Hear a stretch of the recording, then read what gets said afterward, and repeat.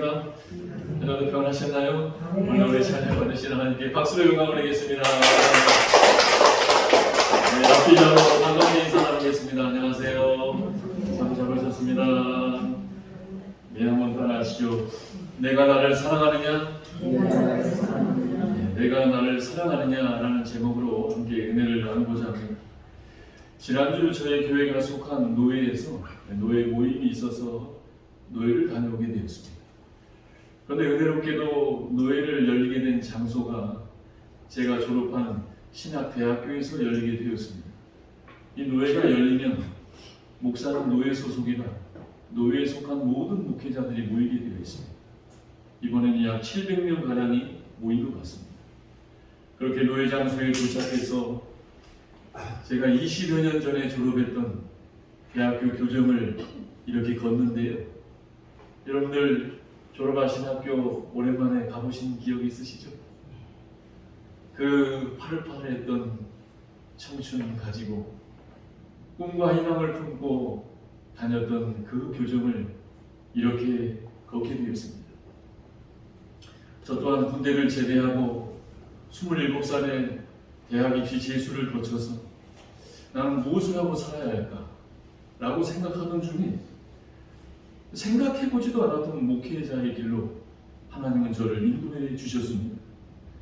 저에게는 기적과 같았던 회심과 회개를 통해서 하나님은 저를 신학의 길로 인도해 주셨습니다. 그렇게 신학교를 다니다 보니까요, 어떻게 하나님께서 나 같은 죄인을 부르실 수가 있으실까? 그 물음이 항상 저에게 따라다녔습니다. 어떻게 나 같은 죄인을 하나님이 부르실 수가 있으실까? 신기하면서도 감사하면서도 제 머리로는 도저히 이해할 수 없는 무엇인가의 부르심에 사로잡혀서 신학교를 다녔던 기억이 있습니다. 그런데 노예 덕분에 그 신학교를 이렇게 가면서 교정을 걸으면서 하나님께서 저에게 처음 주셨던 그 소명을 생각하며 교정을 걷는데 얼마나 마음이 뜨겁고 경건해지던지, 그러면서 주님이 제 마음에 가져지는 마음, 오늘 말씀에 주님이 저에게 이렇게 부르시는 것 같았습니다. 주일아, 내가 아직도 그때처럼 나를 사랑하고 있느냐? 내가 그때처럼 아직도 나를 사랑하고 있느냐? 근데 여러분이 노예 자리에는 저뿐만이 아니라 이제 이 주님의 부르심을 다 마치시고 은퇴하신 목사님도 오시고, 또 이제 은퇴를 앞둔 목사님도 오시고, 또 한참 목회를 달려가고 계시는 목사님도 오시고, 또 저처럼 이렇게 이제 막 시작한 목회자들도 오십니다. 각자의 부르심은 다르지만 이 선후배 목사님들의 모습을 보면서 하나님이 저를 부르셨던 그 부르심의 은혜를 깊이 생각하는 은혜의 시간이 되었습니다. 그런데 거기에 참석한 어떤 한 목사님께서 앞에 강단에 나오셔서 이러한 간증을 아주 짧게 하시더라고요. 자기는 태어난 지 40일 만에 아버지가 돌아가셨다고. 그리고 40일 된 그 핏덩어리를 놔두고 자기 아버지가 돌아가셨어요. 그래서 어머니는 이 40일 된 아들을 키우기 위해서 제주도 바닷가에 해녀로 들어가서 평생을 해녀로 물질을 하며 이 아들을 키웠다고 합니다. 이 목사님은 평생에 아버지라는 이름을 불러본 적이 없어요. 부르고 싶어도 불러본 적이 없다고 합니다. 그런데 어느 날 우연히 지나가다가 교회를 들리게 됐다. 그런데 교회에 들어갔더니 교회에서는 하나님을 아버지라고 부르잖아요. 그래서 자기에게도 평생은 불러보지 못한 그 아버지가 생겼다라는 기쁨에 그렇게 교회를 열심히 다니면서 하나님 아버지 아버지 부르며 다녔다. 그러면서 나에게 아버지가 되어주신 그 하나님을 위해 자기는 평생 달려가겠다고 간증하는 모습에 그렇습니다, 여러분. 노예를 통하여서 저뿐만이 아니라 하나님의 부르심 앞에 여러 가지로 부르신 그 하나님의 역사를 생각해 보면서 제가 신학교를 다니면서 하나님을 인격적으로 만나서 기뻐하며 즐거워하였던 그 모습을 주님이 기억하시면서 저에게 물으시는 것 같았어요. 주일아, 너가 아직도 나를 그때처럼 사랑하고 있느냐? 오늘 본문은 주님이 십자가에 달려 돌아가시자 모든 제자들이 예수님을 따랐던 제자라는 사실이 발각되고 들키고 자기들도 예수님처럼 십자가에 달려서 처참하게 죽을까봐 3년 동안 따라다녔던 예수님을 모른다고 부인하고 도망쳐버렸습니다. 그 중에서 이 요한복음을 기록한 요한은 옷이 잡힐까봐 옷을 다 발가벗은 채로 도망가였습니다. 심지어 베드로는 우리가 잘 안 대로 예수님을 3번이나 모른다고 부인하며 저주하며 맹세까지 하고 도망쳐버렸습니다. 내가 만일 예수의 제자였더라면 내가 저주를 받을 것이라고 도망쳐버렸습니다. 그리고서 예수님을 만나기 전에 자신의 직업이었던 어부로 다시 예전으로 돌아가서 물고기를 찾고 있는 것입니다. 그런데 그날따라 물고기가 한 마리도 잡히지 않아요. 그런데 오늘 성경에 보니까 예수님은 이 제자들의 모습을 바닷가 옆에서 다 지켜보고 계셨다고 합니다. 그때 예수님이 오셔서 물으십니다. 너희에게 고기가 있느냐? 없습니다. 그렇다면 배 오른편으로 그물을 던지라. 그러자 배 오른편으로 그물을 던지자 거기에서 큰 물고기가 153마리가 잡히게 됩니다. 그러자 그제서야 제자 요한이 그분이 주님이신 줄을 알아보고 저분은 주님이시잖아. 그러자 주님이라는 그 말에 베드로가 깜짝 놀라 모든 것을 버려두고 바다로 뛰어듭니다. 그러자 예수님께서 제자들이 잡았던 물고기를 가지고 친히 조반을 차리셔서 제자들을 먹이십니다. 그리고 오늘 본문에 베드로에게 3번을 부르시지. 베드로야, 내가 나를 사랑하느냐? 내가 나를 사랑하느냐? 내가 나를 사랑하느냐? 이제 본문을 통해서 주님께서 물으셨던 내가 나를 사랑하느냐? 그 말씀의 의미는 무엇인가? 우리 본문을 통하여 한번 살펴보기를 원합니다. 첫째입니다. 우리 15절 말씀을 같이 한번 읽어봅니다.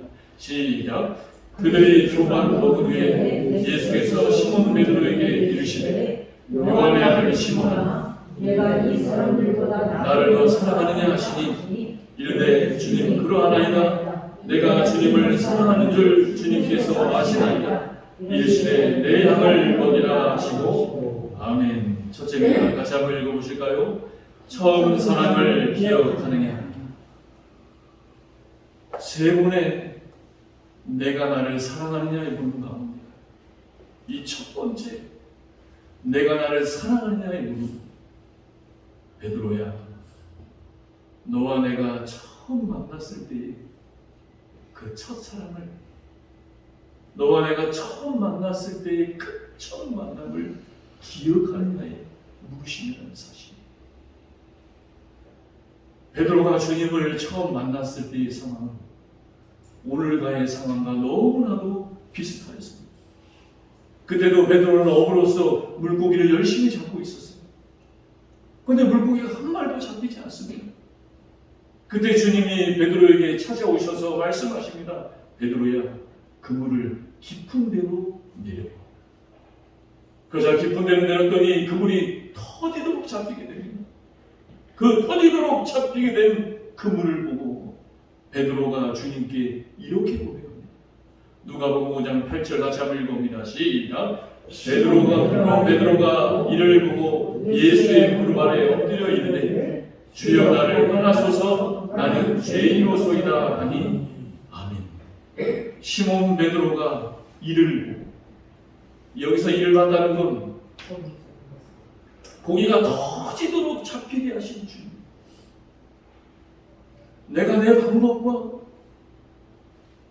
내 생각과 내 노력으로 밤을 새서 물고기를 잡았지만 물고기가 잡히지 않았는데 이제 아무것도 내 힘으로 되어지지 않는 그때에 이 모든 것을 한순간에 되어지게 하신 이 주님을 보고 베드로는 주여 나를 떠나소서 나는 죄인이소이다.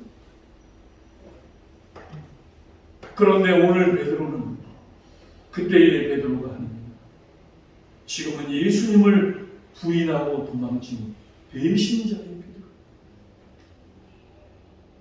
그런데 주님이 또 나타나셔서 베드로에게 말씀하십니다.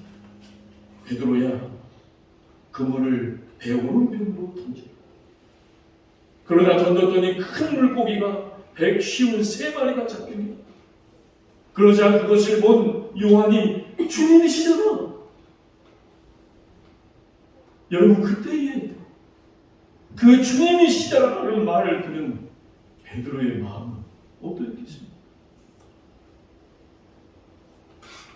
처음 주님을 만났을 때 나는 주인이라고 했던 베드로가 지금은 주인을 모른다는 배신자가 되어버리셨어요.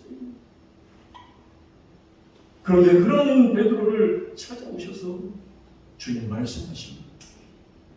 베드로야, 내가 나를 사랑해. 내가 처음처럼 지금도 나를 사랑하고 있다. 여러분, 지금 베드로는 주님을 3번이나 부인하고 저주하고 맹세까지 한 죄인입니다. 이제는 예수의 제자가 아닌 예수의 배신자가 되었습니다. 여러분은 혹시 주님을 배신해 보신 적이 없으십니까? 저는 많습니다. 저는 지난주도 배신했습니다. 주님, 그때 물고기 안 잡힐 때 그냥 지나가시지. 왜 저에게 오셨습니까? 제가 세상에서 방황하며 살아갈 때 그냥 모른 채 하고 지나가시지. 왜 그때 저를 찾아오셨습니까? 주님이 저를 만나셔서 불러주셨다는 사실만으로도 감사하며 신기해하며 기뻐했던 모습은 어디로 가고, 이제는 한날 과거에 잠깐 좋았던 추억으로만 간직하며 살려고 하는 나에게 주님은 오늘도 찾아오셔서 물으십니다. 내가 지금도 나를 그때처럼 사랑합니다. 두 번째입니다. 우리 16절 같이 한번 읽어볼까요? 시작. 또 두 번째 이르시되 요한의 아들 시모나 내가 나를 사랑하느냐 하시니 이르되 주님 그러하나이다. 내가 주님을 사랑하는 줄 주님께서 아시나이다. 이르시되 내 양을 치라 하시고. 아멘. 두 번째입니다. 같이 한번 읽어볼까요? 시작. 오늘의 나의 신앙을 점검하라. 제가 이번에 노예를 갔다가 신대원에 같이 다녔던 친구를 참 오랜만에 8년 만에 만나게 되었습니다. 이 친구는 장신대에 있는 이 북한 선교 동아리에서 만났던 친구입니다. 이 북한 선교 동아리는요, 북한의 고향을 두고 탈북한 이 친구들이 남한에 넘어왔다가 예수를 믿고 하나님을 만난 거예요. 그래서 북한에 다시 길만 열리면 빨리 북한으로 넘어가서 그들에게 목숨을 걸고 복음을 전하려고 준비하고 있는 자입니다. 저는 지금도 생생하게 기억합니다. 그 북한 선교 동아리에 예배를 드릴 때 정말 저들은 순교를 두려워하죠. 당장에 북한에 갈 수 있는 길만 열리면 저 김정은에 의해 불쌍하게 예수 믿고 죽어가는 영혼들을 위해서 지금도 나는 순교할지라도 달려가겠다고 준비하고 있는 거예요. 정말 엉엉 울면서 예배를 드렸던 기억이 있습니다. 그런데 거기에서 남한 출신으로서 그 사역을 감당하는 몇 명 안 되는 사람 가운데 이 친구가 한 명이 있어요. 제가 노예 예배당 2층에서 이렇게 예배를 드리고 있는데 1층에서 누가 이렇게 올라오더라고요. 그러다 서로 이렇게 눈이 마주쳤어요. 마주치면서 서로 하다가 야 이러다가 야 너 이거 얼마만이야? 왜 여기 온 거야? 그동안 어떻게 지낸 거야? 8년 만에 이제 하나님의 길을 가겠다라고 달려간 이 친구를 만났는데요.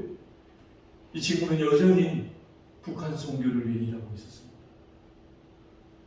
그런데 얼마나 힘들게 사역을 한 건지. 여러분 정말 북한 선교는요 언제 죽을지 몰라요. 넘어갔다 발각되고 죽는 거예요. 몰골이 너무 힘들어요. 근데 어떻게 지내나 했더니 지금 남북 상황이 너무 안 좋다 보니까 남한으로 넘어와서 쉬고 있어요. 근데 우리처럼 이런 예배드릴 공간도 없어요. 교회를 시작한 여건도 안 돼요. 그래서 작은 허름한 상가에서 교회 이름도 없이 예배를 드리고 있다는 거예요. 저렇게 어려운 상황에서도 하나님이 나에게 주신 사명을 감당하는 그 친구를 보면서 정말 제가 도전을 많이 받았습니다. 이 친구는 여러분 소위 이 세상의 명문간판 그 모든 것 내려놓고 저 북한 선교를 위해 달려가는 친구입니다. 그 친구의 모습이 얼마나 여러분 멋지게 보이던지. 그렇습니다. 주님이 두 번째 내가 나를 사랑하느냐에 물으시고 현실이 어렵다고 먹고 사는 것이 어렵다고 내가 보기에 되어지지 않은 것처럼 느껴서 중간에 사명을 그만둔 사람들이 얼마나 많은지. 처음 주님이 나를 부르셨을 때에 그 나의 사명의 신앙을 점검하고 물으시는. 여러분 나의 신앙을 점검하시는 이유. 나를 점검해 봐야 내가 지금 어디쯤 와 있는지를 알 수가 있는 것이죠. 그 무엇으로 우리가 점검할 수 있습니까? 그것은 바로 신앙 생활을 점검합니다. 나의 신앙 생활. 내가 지금 기도하며 신앙 생활하고 있는가? 내가 지금 찬송하며 신앙 생활하고 있는가? 내가 지금 말씀을 읽고 말씀을 듣고 말씀대로 살면서 신앙 생활하고 있는가? 여러분 적어도 하루에 성경 한 장을 읽으셔야 돼요. 적어도 찬송가 한 장은 부르셔야 돼요. 적어도 10분 이상, 30분 이상은 기도해요. 내가 예수를 믿는 신앙의 생활이 있다는 것을 점검할 수 있다는 사실입니다. 여러분 이것이 기본인데요. 그런데 여러분 기본처럼 쉬우면서도 어려운 것이 없습니다. 기본처럼 쉬우면서도 어려운 것이 없습니다. 우리가 자동차를 타다 보면은 자동차의 기본 점검은 내가 해야 되죠. 자동차의 부동액이 얼마나 들어있는가, 자동차의 바퀴의 공기압이 얼마나 채워져 있는가, 엔진 오일의 색깔이 어떻게 되어 있는가, 그 기본적인 것은 내가 점검해야 처음 이 차를 탈 때의 기쁜 마음으로 탈 수 있는 것처럼 오늘도 주님은 우리에게 물으시니 내가 나를 사랑하느냐, 나의 신앙 생활의 기본을 점검하며 주님을 사랑하는 그 첫사랑의 마음을 기억하라는 사실입니다. 마지막 세 번째입니다. 우리 17절 읽고 마치겠습니다. 시작.